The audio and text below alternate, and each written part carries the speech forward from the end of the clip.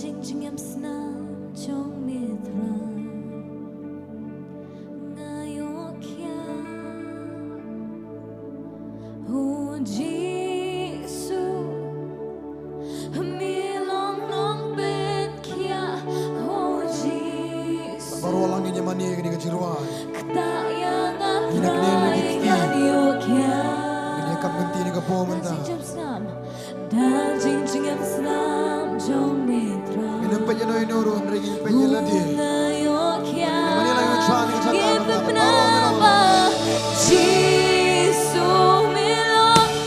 milong nong ben kya oh Jisu ben kta oh kta yang atrai ngan yokya ingin ba dan jinjingam snam chong mitra ngayokya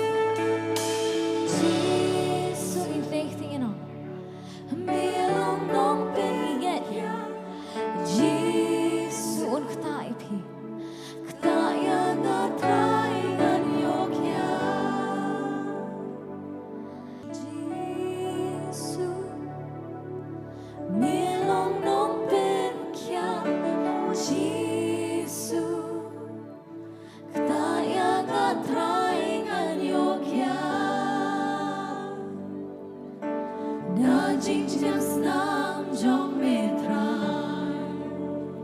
ngayokya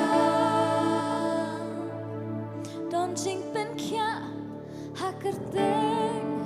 u Jisu don jing pen kya hakerteng chong utrai don jing pen kya hakerteng